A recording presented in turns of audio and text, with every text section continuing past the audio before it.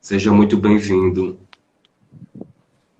Eu que agradeço aí pela oportunidade, né, o espaço que você está sempre, né, oferecendo, né, as mais variados tipos de profissionais. Parabéns aí pelo trabalho que você está executando. Muito obrigado. Boa noite a todos que estão entrando na live.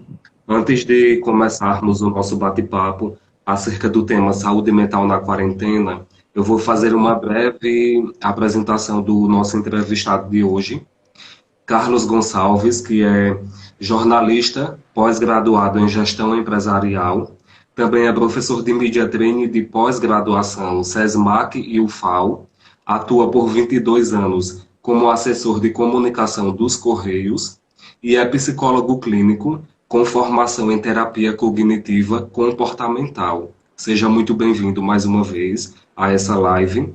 Desde já eu já faço os meus sinceros agradecimentos pelo senhor ter aceitado fazer esse bate-papo de um tema bem importante que vem deixando, como é que eu posso dizer, muitas pessoas sem saber o que fazer quando estão em suas casas, e isso acaba, de certa maneira, deixando como o psicológico, de uma certa forma, em abalado. Para iniciar, eu gostaria que o senhor falasse como devemos cuidar da nossa saúde mental nesse período de quarentena.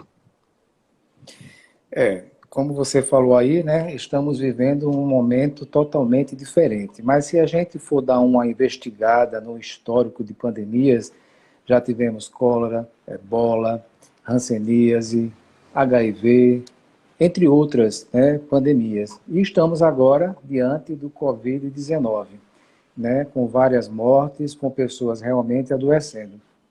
E, com certeza, uma preocupação, acho que de todos os profissionais, né, da área de saúde, é com a questão, literalmente, além de socorrer vidas, é também de ter uma preocupação com a saúde mental, né? E o que a gente também vem presenciando, você que é jornalista, eu também sou, Carlos, né, Xará aqui, Isso, é que estamos tendo, de qualquer maneira, um bombardeio de informações. Não, sempre digo e repito nas minhas entrevistas em que eu posso conceder, que as informações elas são necessárias e a imprensa, de uma forma geral, está de parabéns pela cobertura que vem fazendo. Mas o bombardeio para pessoas, né, que sofrem com transtorno de ansiedade é realmente traz um conteúdo de muito prejuízo, né, para isso. essas pessoas. Então, assim, eu sempre olho para as pessoas que têm transtornos de depressão e ansiedade que vivenciar um período desse de muito bombardeio de informação seria algo que eu daria como uma dica já inicial, é que tente pelo menos escolher um ou dois veículos de comunicação que você possa buscar diariamente ou um dia sim, um dia não, as informações.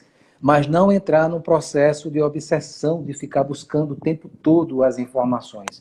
E isso realmente não faz bem. Outra coisa que é falado bastante por vários profissionais é estabelecer uma rotina, né? Se bem que já teve até uma pessoa que falou para mim, disse, mas eu já estou um mês e pouco, eu não sei mais o que é que eu vou criar com essa rotina, né? Então, o cérebro tem que entender, você vai ter que, de alguma forma, buscar diversificar esse teu dia a dia para que você não entre realmente numa rotina doentia. Então, um banho de sol na varanda, no quintal, porque vitamina D é importantíssimo. Exercício físico, alongamento, né? Ler um livro, assistir bons filmes, né? Principalmente com temática de humor, ouvir uma música relaxante. Para quem é adepto de meditação, também buscar de alguma forma fazer videochamada para conversar com familiares que estejam distantes, porque o isolamento ele acarreta isso também. Ou seja, fazer terapia online para quem também já vinha fazendo presencial, dar continuidade. Ou seja, tentar de alguma forma exercitar e trabalhar essa rotina, Carlos. Muito bem. E diante de tudo isso, quando a pessoa já faz todas essas orientações e assim mesmo não consegue se encontrar, não consegue se sentir bem, ela deve buscar terapia, ela deve fazer algo a mais? Eu sempre digo, né, que terapia, se todos pudessem, né, fazer terapia, seria a humanidade seria diferente, né? O processo terapêutico nada mais é do que um processo de autoconhecimento. E o que está acontecendo nesse momento de pandemia, eu sempre olho, né, com o olhar de ver que, lógico, o vírus chegou, está ocasionando muitas perdas, muito sofrimento, mas a gente também tem que tentar olhar para ele com outra vertente, né? O que será que ele está querendo nos dizer? Isso me faz lembrar, não sei se você ou quem está aqui me acompanhando, eu já vi que tem o César, que é psicólogo, tem aqui o médico, tem a minha filha também, que é residente de psiquiatria, que está aqui. Quem já teve a oportunidade, quem não, eu sugiro que leia o livro Em Busca do Sentido, né, de Viktor Frankl, em que ele realmente é um caso real, onde ele vivencia, né, o sofrimento de estar numa situação de sofrimento, né, com a questão da câmara de gás, do nazismo, de tudo mais. E ele começa a fazer o seguinte questionamento: qual é o sentido desse sofrimento? E eu trago para a gente aqui debater qual será o sentido da gente estar passando por isso. Né? Então, olhar para esse sofrimento é entender que a gente também precisa desse momento de stop. Porque, na verdade, Carlos, se a gente for parar para pensar, a gente estava vivendo muito no automático. As Sim. pessoas, né, com essa questão de excesso de sair para barzinho, de diversão, nada contra também, é muito importante, de estar trabalhando exaustivamente, de estar se ocupando, mas nunca de ter um olhar para a própria pessoa. E é o que Sócrates já falou lá atrás, né? Conhece-te a ti mesmo. Quando a gente percebe que tem que ficar isolado, sem nenhum contato social, praticamente, sem poder jogar uma bola, sem poder ir para a rua, sem poder ir ao shopping, sem poder fazer atividades de lazer, sem, para muitas pessoas, não poder trabalhar, é aquela questão de você se ver obrigado a ter que olhar para os seus fantasmas, né? Para ter que olhar para as suas inseguranças, seus medos, para as coisas que não foram ditas, né? Para as fobias, para o pânico, para o desespero, para os pensamentos catastróficos, e ninguém gosta disso. Por isso que num processo de terapia, quando a gente começa a futucar a ferida, muitas pessoas saem do processo de terapia, porque não quer realmente vivenciar essa descoberta. Então, viver meio que no mundo da ilusão é o que a maioria de nós estávamos fazendo e agora estamos sendo, literalmente, entre aspas, obrigado a ter que estar no seu apartamento, na sua casa, convivendo. Se você morar só, você vai ter a oportunidade de suportar a sua própria companhia. E se você divide com 1, 2, 3, 4 membros da família, é um momento de diálogo, é um momento de enfrentamento. Isso também é uma oportunidade de Verdade. conhecimento. Carlos, uma jovem partilhou aqui nos comentários dizendo que a cunhada dela tem esse questão de problema de ansiedade e chora muito e não conversa com ninguém. O senhor já deu aí algumas dicas que devem ser feitas por essas pessoas que passam por esses transtornos e são obrigadas a viver com esses fantasmas, como bem o senhor falou. Mas como diferenciar a tristeza da depressão? Bem, o Senhor está lá no céu. Muito bem, Suportar o Senhor, né, que eu sou um jovem de muito 50 e bom. poucos anos. Mas e aí? É o seguinte, é a questão de diferenciar tristeza, né, de um processo de depressão. Todos nós, Carlos, né, em alguma época, em algum momento da vida, vamos sim estar tristes, né? Seja pela perda de um ente querido, seja porque o nosso time perdeu, seja porque eu não consegui passar no Enem ou no concurso, ou eu não consegui um resultado, e a gente fica triste. A tristeza, realmente, ela faz parte, né, de um dos nossos sentimentos. Só que, a partir do momento em que essa tristeza ela tem um prolongamento que a gente mais ou menos estipula, né? Isso não sou eu que falo, a própria Organização Mundial de Saúde, né? O diagnóstico de saúde mental também fala, é que passou de 15 dias, temos que ficar alerta. Já tem que ficar diante, prestando atenção, porque muitas vezes as pessoas confundem. Não, mas fulano ele sempre foi assim, ele é tímido, ele realmente ele gosta de ficar lá isolado no quarto, ele sempre se apresentou dessa forma. Não. Passou de 15 dias, chegando a um mês, tem que buscar ajuda, seja de um profissional, terapeuta, um psicólogo, ou, dependendo da situação, entrar para buscar um psiquiatra. Então, a depressão, segundo a Organização Mundial de Saúde, ela vai até 2021 atingir milhões e milhões de pessoas no planeta. Para você ter ideia, Carlos, também segundo a Organização Mundial de Saúde, aqui no Brasil, por incrível que pareça, nós somos, né, a população onde tem mais pessoas ansiosas. Segundo dados da Organização Mundial de Saúde, são mais de 18 milhões de pessoas ansiosas. E ansiedade nada mais é do que a gente se antecipar a algo que é irreal. Eu gravei ontem um vídeo que eu sempre posto no site do Cada Minuto, em que eu sou parceiro também do site. Eu gravei aqui o Marcel, quero mandar um abraço para ele, e que eu fiz a seguinte definição. Muitos de nós temos os problemas e a preocupação. Problema, a gente tem que resolver. A gente não pode adiar um problema. Mas a preocupação é a gente estar preocupado, literalmente ocupado, em estar pensando em algo que ainda não aconteceu.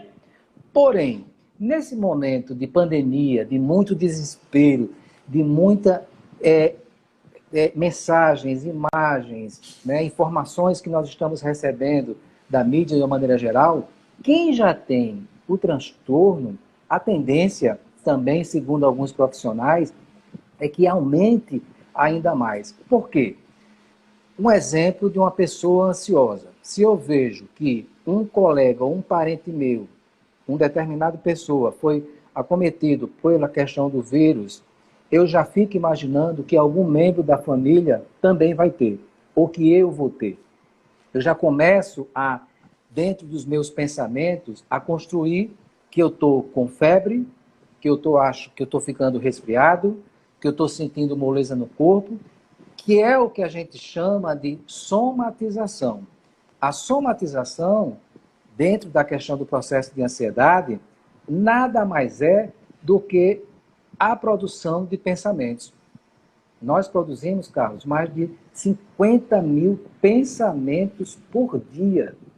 E desse total, 80% vai para o ralo, vai para o lixo, que são pensamentos destrutivos ou como a gente chama de pensamentos catastróficos. E aí, para quem tem ansiedade, é realmente um parque de diversão. Eu já começo a me antecipar achando que aquela doença, eu já estou com ela. E isso realmente faz com que a pessoa possa passar do nível de ansiedade para uma ansiedade generalizada. Como saber que a quarentena está afetando o meu psicológico? A partir do momento em que eu me isolo literalmente, a partir do momento em que eu não quero mais interagir, nem que seja através das redes sociais, a partir do momento em que eu fico muito silencioso, né, em que eu já percebo que os meus pensamentos estão muito mais focados na morte, na doença. Outra coisa que também é uma realidade, a perda, né, de várias pessoas de emprego, a situação do país financeiramente, na falta de perspectiva, de quem não está estudando, da minha rotina que eu tinha, eu não tenho mais. A partir do momento em que a pessoa se fixa realmente nesses pensamentos e começa apenas a olhar para o que a gente chama dos espaços vazios, ela começa a alimentar esses espaços vazios. Apenas com esses bombardeios, já é um indício de que esse isolamento, que a quarentena, já está fazendo um prejuízo enorme para essa pessoa. Carlos, eu sempre escuto algumas pessoas dizerem o seguinte: ah, fulano deve ir ao psicólogo, fulano deve não ir ao psicólogo, mas já ir direto ao psiquiatra. Qual a diferença entre psicólogo e psiquiatra? Ó, o psicólogo e o psiquiatra, né, é o seguinte: os dois tratam os transtornos mentais por meio de terapia semanal, que dependendo da situação pode ser um encontro de 1 ou 2 vezes por semana, mas é uma coisa contínua. O psiquiatra, ele trata dos transtornos mentais com acolhimento, ouvindo também, porque a escuta é importante, mas basicamente a diferença para que a gente entenda é que o psicólogo não passa a medicação e o psiquiatra, que tem uma formação em medicina, ele passa a medicação. Mas uma coisa que eu observo, que eu converso muito também com a minha filha, que ela tem uma linha muito mais humanista, é que antes, muito antes, o preconceito existia. Alguém que dissesse realmente que estava em psicólogo, às vezes não comentava que estava, porque era logo rotulado de doido. E ao psiquiatra, essa pessoa já estava literalmente rasgando dinheiro, ou seja, já tinha surtado. E hoje em dia, não, né? Graças a Deus, com a mudança, inclusivamente, dessas informações, até mesmo da mídia, e com a própria saúde também dedicando todo janeiro, é o janeiro branco. A gente já inicia o ano se preocupando com a saúde mental. Agora é o seguinte, eu vou fazer a seguinte pergunta. Quando você está com um problema na vista, você vai procurar quem? Você, Carlos, você procura quem? Quando você está com problema na visão? Na visão, o Sim. oftalmologista. O oftalmologista. Se aparece alguma coisa na minha pele, eu vou ao dermatologista. Se há um problema que eu tenho de coluna, eu vou procurar um reumatologista ou algo dessa natureza. Isso. Só que muitas pessoas não cuidam da saúde mental. E quando a gente não vai pelo amor, a gente vai pela dor. Então, muitas pessoas esperam literalmente estar no chão, adoecer, para buscar ajuda. Quando, na verdade, quanto mais cedo a gente busca a ajuda de um terapeuta, a gente está, que é o que o Freud fala, associação livre, através das palavras que são colocadas para fora, há um processo de cura. E falar é muito importante, porque ao falar, você já coloca para fora as suas emoções, as suas tristezas, as suas angústias, os seus medos e tudo que há dentro desse contexto de baú de emoções. Muito bem. Quais atividades podemos fazer nós quem está mais em casa, quais as atividades que podem fazer para aliviar esse estresse de tanto ficar dentro de casa, de ficar pensando nesses fantasmas? Que atividades o Senhor, você indica para essas pessoas? É o seguinte, Carlos, é aquilo que eu lhe falei. Ninguém gosta de estar na sua própria solidão. Eu sou espírita, né? E a Joana de Ângelo, que é uma espírita, que é uma mentora, e o Divaldo Franco, que psicografa os livros dela, tem um relato dela em que ela fala da solidão que me chama muita atenção. Sábio e feliz daquele que consegue conviver com a sua solidão.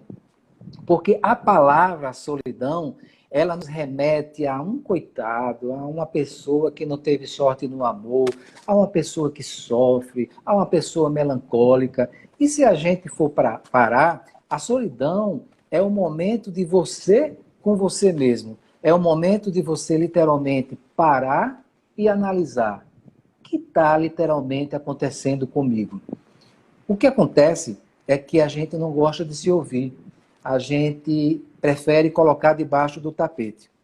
Eu vi recentemente também no site, acho que foi até da UOL, dizendo que na China, onde tudo começou com esse processo do coronavírus, né, já consegui ter um pouco de avanço, só que houve um aumento significativo no número de pessoas com separações. Ou seja, antes, se a gente for fazer uma análise, os casais, eles saem, eles trabalham, eles ficam muito pouco tempo.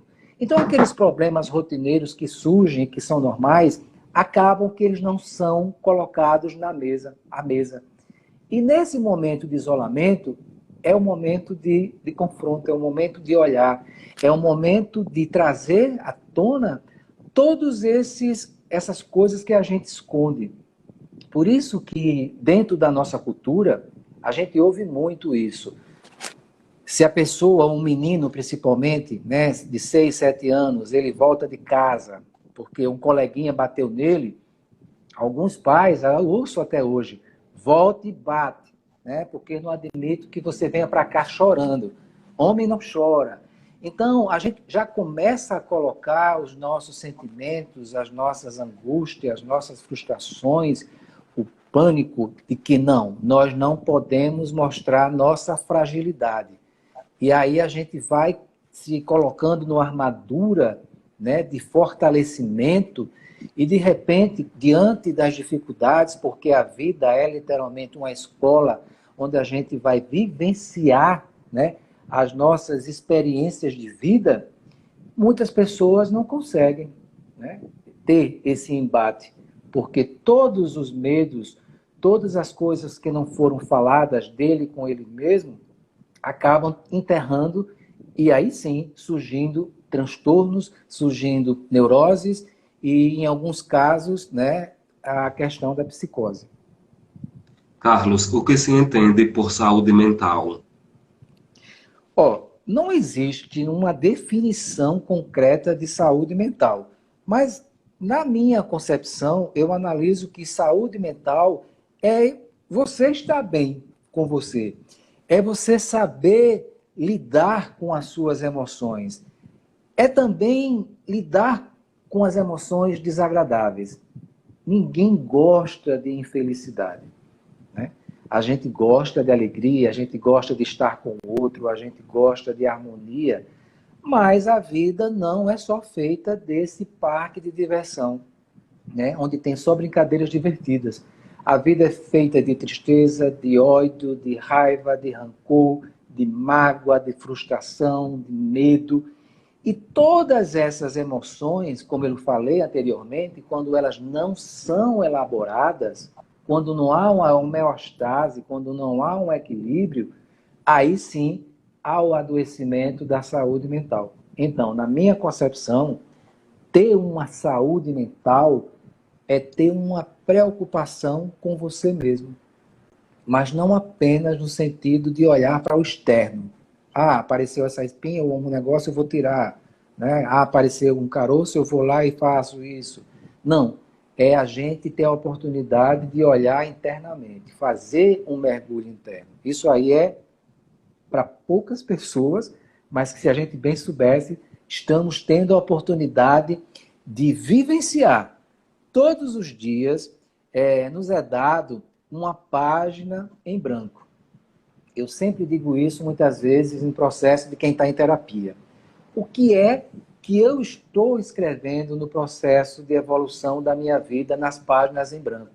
Então, muitas vezes a pessoa acorda, não agradece, muitas vezes está mal-humorado, muitas vezes acaba machucando o outro. E há um processo repetido disso. E cada vez que a gente repete, a gente está escrevendo de maneira muito mais densa a nossa própria história. Então, para que haja leveza, é preciso ter esse autoconhecimento. Muito bem. Como diz aquela história, pessoas feridas ferem pessoas e pessoas curadas vão curar pessoas. Carlos, o que fazer para não adoecer com a correria do dia a dia, já que muitas pessoas elas continuam trabalhando? É uma pergunta que cada um tem que literalmente responder. Depois desse episódio que a gente está passando, ou antes, como era o meu movimento? Como é que eu estava lidando com o meu trabalho? Como é que eu estava me relacionando com as pessoas? Eu estava me amando? minha autoestima. O que literalmente eu vinha fazendo de positivo em prol do próximo. Então a gente tem que mexer nesse baú. Eu sempre falo no processo de terapia que a gente tem que mexer nas nossas gavetas. Eu falo para eles gavetas emocionais e peço para que cada um dê um nome às suas gavetas emocionais. Então, essa pergunta que você fez, ela vai muito do seu, né, da sua resposta, de como você está administrando a tua vida. Será que eu estou excedendo demais no meu trabalho e deixando de lado a minha família? Será que eu não estou me enxergando? Será que eu não estou literalmente tendo um tempo para mim? É por isso que há muitas e muitas pessoas que estão realmente mergulhadas no seu trabalho numa forma de processo de fuga, né? Num processo de fugir, né? O que a gente chama. Você, para fugir, você não quer encarar a realidade. Então, encarar a realidade é este processo que talvez estamos tendo a oportunidade com esse isolamento para algumas pessoas que estão podendo, né, que estão podendo ficar em casa. E os que estão trabalhando, administrar isso e ver qual é o melhor caminho. Verdade. E eu acho que vai marcar para muitas pessoas também até uma pergunta mais minha pessoal. Como fazer para controlar a ansiedade? A ansiedade, como eu falei, né? Todos nós temos, né? Nós fomos criados, né, como a gente diz, simples e ignorante, e no nosso processo de evolução, a gente vai aprendendo. Tem uma abordagem na psicologia, que não é a que eu sigo, mas eu sempre pesquiso, porque eu acredito que uma boa parte do que ela retrata tem a ver, que é o behaviorismo, que é o estudo do comportamento. Então, nós somos bastante frutos de quem nos criou. Então, se eu tenho um pai repressor, se eu tenho uma mãe controladora, se eu tenho essas pessoas que me passaram muito medo, que me deixaram bastante tímido, todo esse processo a gente meio que copia e a gente meio que repete. Então, se eu tenho um pai ansioso, a tendência é que há uma repetição. Então, para que a gente diga para outra pessoa como você se libertar da ansiedade, primeira coisa é fazer a seguinte pergunta: essa ansiedade, ela está te limitando, ela está boicotando a tua vida? De 0 a 10, a gente que trabalha com terapia cognitiva comportamental, a gente sempre pergunta isso para os nossos pacientes. De 0 a 10, como essa ansiedade está te prejudicando para as tuas relações? Aí, de 0 a 10. Se a pessoa diz 9, está demais. Então, é entender que a ansiedade é um sinal de alerta. Todas as nossas emoções, elas dialogam com a gente. Elas mandam um sinal. Só que, como eu lhe falei, a gente está num processo tão de correria que a gente não dá vazão a ela, que a gente não quer dialogar com ela. E a gente vai. E quando a gente banaliza ou quando a gente não para analisar, acaba que há esse aumento. Então, essa pergunta que você fez, a ansiedade, ela é normal. Mas a partir do momento em que há um desequilíbrio, é momento de buscar ajuda. Mas esse momento de desequilíbrio é aquilo que eu lhe disse. Eu tenho que entender que essa ansiedade não é apenas quando eu vou para o trabalho, tem uma demanda muito grande. Não, eu fico ansioso se eu for falar em público, eu fico ansioso se eu vou pegar o trânsito, aí eu fico ansioso se eu for ao supermercado, eu fico ansioso se eu for até a minha religião, a igreja, aí eu fico ansioso. Então, se há um processo de ansiedade em várias vertentes da tua vida, é o momento de buscar ajuda. E se você demora demais para buscar ajuda, aí já está realmente no processo de ansiedade. E algumas pessoas perguntam, né? E aí, ansiedade tem cura? Não, tem tratamento, né? Quem está no processo de transtorno de ansiedade generalizada, que a gente chama de TAG, que é aquele muito mais obsessivo, aí o psiquiatra vai entrar com a medicação para que a pessoa se restabeleça.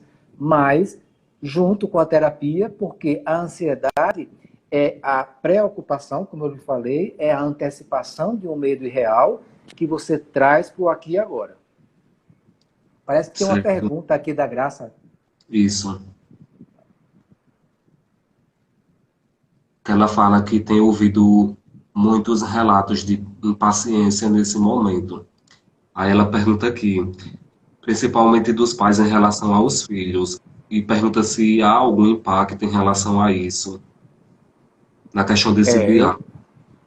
eu vi hoje, inclusive, numa emissora, que está aumentando demais o número de violência doméstica, né, de agressões, de pais que não estão tendo paciência no dia a dia com os filhos, que estão literalmente, né, dentro de casa.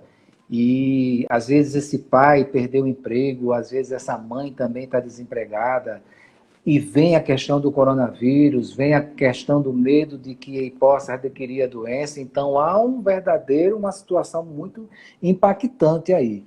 Mas, se a gente for literalmente dar vazão a todos os nossos sentimentos, a gente vai realmente entrar no processo de adoecimento, né, de nossa saúde mental. Tudo é uma questão de equilíbrio, só que muitas vezes, é como eu lhe falei, é muito bom a gente estar sem nenhum problema de saúde mental, a gente só está feliz e está alegre, e quando vem uma onda gigante, a gente não quer olhar para essa onda gigante, a gente quer correr, mas a gente tem que buscar estratégias de como a gente vai passar por essa onda. Então, assim, eu acho que cada um, dentro do seu universo, porque nós somos um ser biopsicossocial, né? Biologicamente, geneticamente, herdamos dos nossos pais, psicologicamente, vamos ter esses acúmulos de adoecimento e socialmente também adoecemos pela sociedade em que vivemos. Se a gente for parar, alguns países, alguns líderes estão administrando muito melhor, né, essa questão do coronavírus do que o nosso próprio presidente, que aterroriza e que causa o terror e medo em muitas pessoas. Então, tudo isso também contribui de alguma forma. É verdade. Existe alguma coisa que a pessoa possa fazer sozinha, caso ela não possa arcar com terapia, mesmo sabendo que necessita? Tem casos realmente, né, tem que a pessoa realmente não pode, tem aí os CAPs da vida, dependendo do qual for a situação. Temos também postos de saúde que tem médico, que tem psicólogos, mas tem pessoas que realmente não conseguem sair dessa, né? O ideal, de alguma forma, se bem que não substitui, mas tentar buscar, através de um pai, de uma mãe, de um amigo, de um namorado, de uma pessoa que você sinta confiança, que você perceba que tem mais equilíbrio emocional, buscar apoio, buscar ajuda, tentar de alguma forma abrir o coração, fazer um relato de tudo que está acontecendo com você, das suas dores, do seu sofrimento, de quanto aquilo te angustia. Literalmente abrir o coração, mas abrir o coração sabendo realmente quem eu estou entregando meu maior tesouro, porque muitas vezes também a gente dialoga com pessoas que, em vez de somar, acaba prejudicando. Mas nesse momento também, buscar um livro, caso a pessoa possa fazer isso, que traga uma mensagem positiva. Uma coisa que a gente não pode abrir mão, isso para quem tem fé, é o momento da gente, de alguma forma, se apoiar. Porque isso existe relatos de quando a gente acredita em algo, isso traz uma paz interior, isso traz um equilíbrio, isso traz para a gente também um olhar mais diferente para a situação. Então, quem não tem condições de pagar um psicoterapeuta ou um psiquiatra, por exemplo, que foi a pergunta que você fez, dentro da tua fé, da tua religião, do Deus que você acredita, busca essa força, busca essa energia. Pesquisas mostram isso, que no leito tem pessoas com câncer, e se essa congelou aí, não. Congelou a imagem.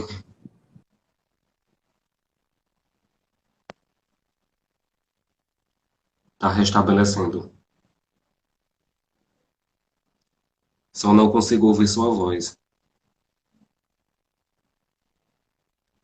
A imagem tá ok, mas a voz não tá saindo. Não. A voz não.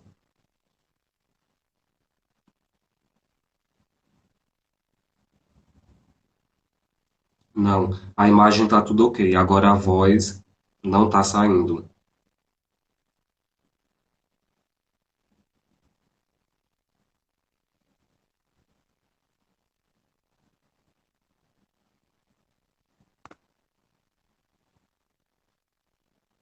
Não. Eu vou, eu vou encerrar. Eu vou remover sua participação.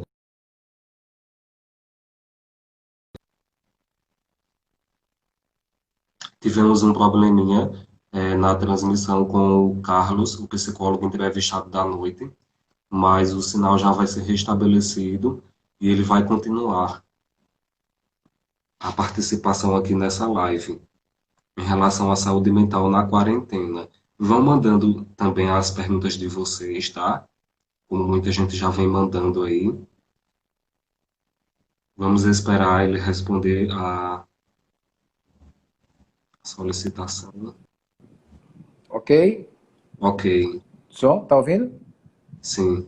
Tá ok. Eu estava falando que tem relatos, tem pesquisas que mostram isso. Se num leito tem pessoas que têm câncer e no outro leito também tem câncer, aquele outro leito onde existe a fé, onde existe pessoas que estão acreditando no seu poder de cura, tem maior chance realmente, literalmente, de ser curado do que aqueles que estão também com o mesmo problema, mas que acaba que não têm esta fé. Então, respondendo essa pergunta, as pessoas que não têm um poder, que não possa pagar uma terapia, que possa também, de alguma forma, buscar, através disso que eu falei, também acreditar um pouco na sua fé.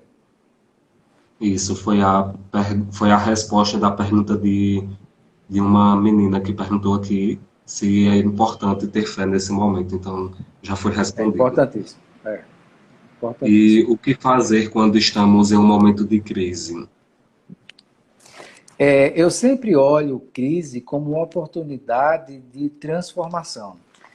Se você observar pessoas que tiveram um câncer ou que passaram por um processo de muita dor, de muito sofrimento, essas pessoas não são mais as mesmas. Há uma transformação muito grande. Então, muitas pessoas acabam participando de trabalhos de ONG, fazendo algum trabalho alternativo em busca de também minimizar a dor de quem pode ou quem está passando pelo mesmo sofrimento. Então, eu acredito que com a questão desse momento de pandemia que a gente está vivendo, há o depois, né? Como será literalmente que a gente vai estar depois de tudo isso? Será que literalmente nós estamos, como eu falei anteriormente, será que nós estamos nos escutando? Será que nós estamos aproveitando esses momentos de isolamento para nos conhecer mais, para nos amar mais, para nos perdoar mais, para ser mais tolerante, para ser mais indulgente com o outro? Será que a gente está, de alguma forma, ou antes disso, o que será que eu realmente não estava fazendo? Então, eu acredito nesse processo de transformação. Também ouvi de vários teóricos, de vários estudiosos, de que sempre após uma pandemia, há o que a gente chama de TEPT, transtorno de estresse pós-traumático. Então, muitas pessoas podem, principalmente, desencadear transtornos depressivos e de ansiedade. Então, é muito importante, respondendo também essa pergunta, Carlos, que a gente possa literalmente vivenciar esse momento tentando ser mais leve, tentando ser mais generoso com a gente, né?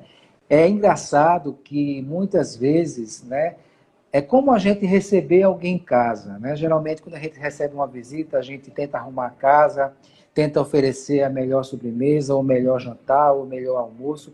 A gente está sempre disposto a dar o nosso melhor. Então, talvez seja o momento da gente oferecer esse banquete farto, né, de amor, de caridade, de tolerância, de paciência para nós mesmos.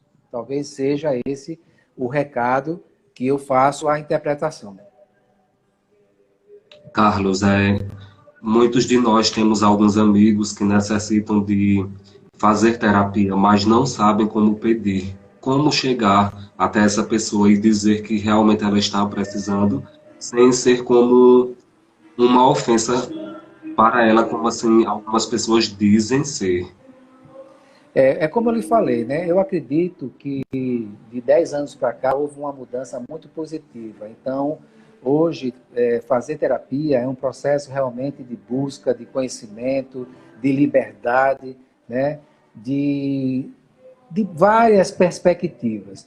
Claro, que se você tem alguém do seu lado, seja um amigo, um irmão, um parente ou um colega de trabalho, em que você perceba sinais de que realmente ele está precisando de uma terapia, a melhor forma de se abordar é tentar fazer o seguinte questionamento, né? Você percebe que nesses últimos dias, nesses últimos meses, nesses momentos, você vem, né, se mostrando mais irritado, eu percebo que você está com o humor muito mais alterado, passa para mim uma imagem de que você está com muita angústia, né, precisando falar alguma coisa. Não seria, talvez, uma oportunidade de você buscar a ajuda de um profissional de terapia, né? E por aí, né? Mas tem muitas pessoas também que às vezes diz que gosta de empurrar para o outro, e a gente vê muito isso em casal, né?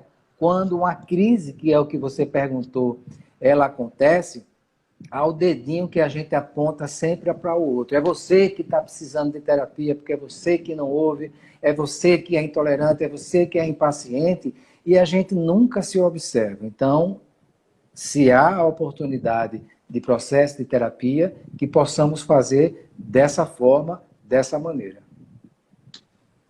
Existe algum risco para a saúde tomar alguma medicação para ansiedade sem um acompanhamento? A gente vê muito, muito, muito isso. É o amigo do amigo que conhece um psiquiatra, um médico que pede o remédio. É o próprio, vamos supor que eu tenha um processo de ansiedade, estou tomando os meus ansiolíticos e de repente chega um amigo, eu digo, não, tome porque isso aqui é bom, isso é muito grave, né? O que serve para mim, a dosagem que foi feita para mim, não vai servir para o outro. Então, automedicação, jamais. É sempre aconselhável a gente buscar um psiquiatra, principalmente, para que a gente vá relatar o nosso sofrimento. E falando de psiquiatra, uma coisa que me deixa muito feliz, porque além da minha filha, tem vários amigos dela também que estão fazendo residência em psiquiatria, tem outros que já são formados. Eu percebo nessa nova geração, nessa nova demanda de profissionais da psiquiatria, um olhar realmente mais humano. Eu me lembro, muitos anos atrás, quando eu estava passando por um processo também de ansiedade, que eu fui ao psiquiatra, ele mal olhou para a minha cara e já foi passando a medicação. Eu também estava ali querendo falar, querendo colocar o meu sofrimento, os meus dilemas. E hoje em dia o que eu percebo é que o psiquiatra, os profissionais da psiquiatria, eles estão muito mais empáticos, né? Que é o que o Carl Rogers, né? Que é um terapeuta americano, autor de um livro e de uma abordagem centrada na pessoa, ele falava, né, que o profissional que atua com gente, com pessoas, ele tem que ser empático, ele tem que se colocar no lugar do outro, tentar de alguma forma sentir aquela dor e olhar no olho dele e dar respostas não de buscas de caminho, que é outra coisa, Carlos, que na terapia, quem nunca fez, acha que vai chegar lá e vai ter um manual pronto.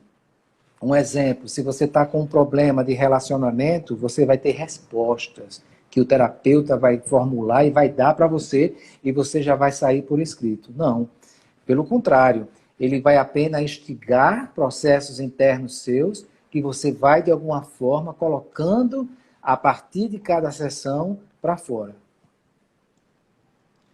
Antes de ir para a pergunta que eu iria fazer agora, A Nádja é uma amiga minha, ela fez uma pergunta aqui. Sim. Mesmo os remédios ditos naturais, é necessário ser receitado pelo psiquiatra? É o seguinte, qualquer tipo de medicação, eu sempre aconselho que se busque a ajuda de um profissional com aquele tipo, né, de medicação.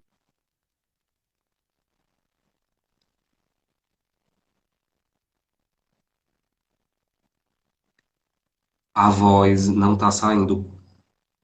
Não.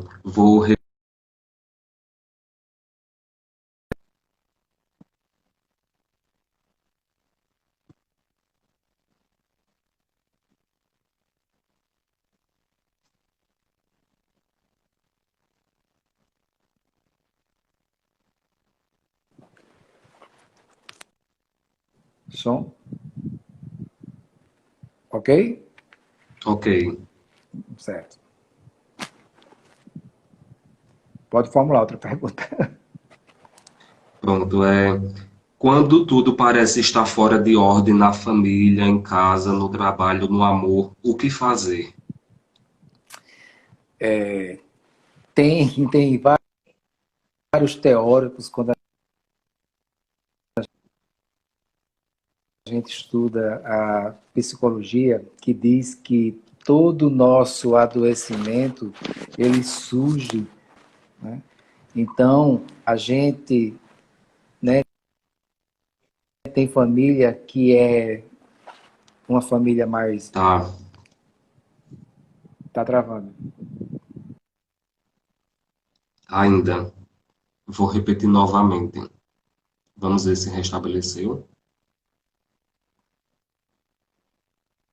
A voz não está saindo.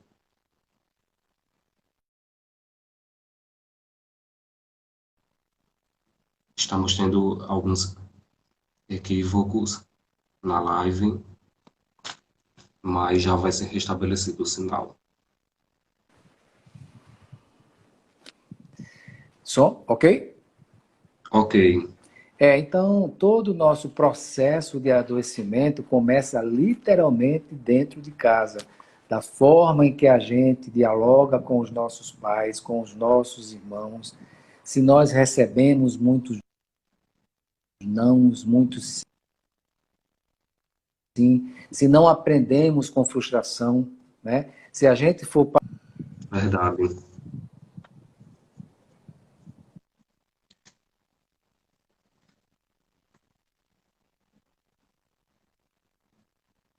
Sem voz.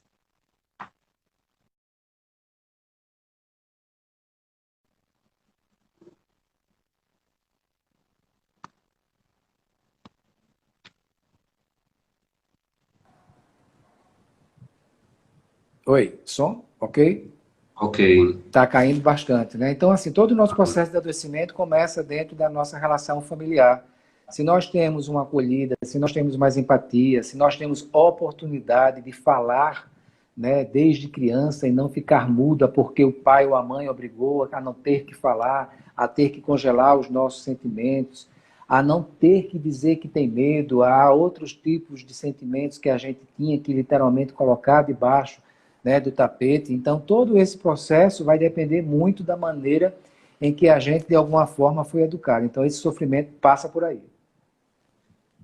Carlos, e antes de encerrar, eu gostaria que você deixasse uma mensagem para as pessoas que estão na live e que possivelmente vão assistir depois, porque ela vai ficar salva. Uma mensagem de, como é que eu posso dizer, um incentivo para as pessoas não ficarem totalmente entrando em pânico. Muitas pessoas já entraram. Alguns amigos meus que eu conheço já estão em quadro altíssimo de ansiedade, também de depressão, e assim, é algo muito, como é que eu posso dizer, difícil para essas pessoas que têm, que são fáceis de ter essa ansiedade, essa depressão. Qual a mensagem que você deixa para elas? Sempre busque o equilíbrio, sempre busque dentro de você, né, o que você literalmente tem de melhor. Todos nós temos a nosso lado de pulsão de vida e pulsão de morte.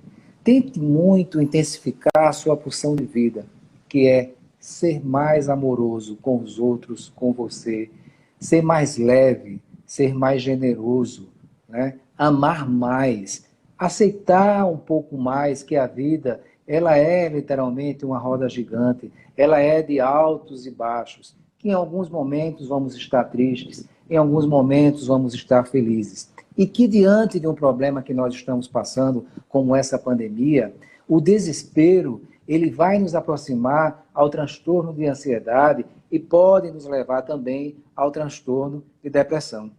Então busque sempre o melhor caminho, que é o equilíbrio, que é o amor, que é a paz, que é a generosidade. Muito obrigado, Carlos, por sua participação. Eu agradeço muito ter respondido cada pergunta, cada dúvida dos telespectadores que estavam assistindo a live. E muito obrigado. Agradeço pela oportunidade e me coloco à disposição. Muito obrigado. Tchau, tchau. Boa noite. Tchau. Boa noite.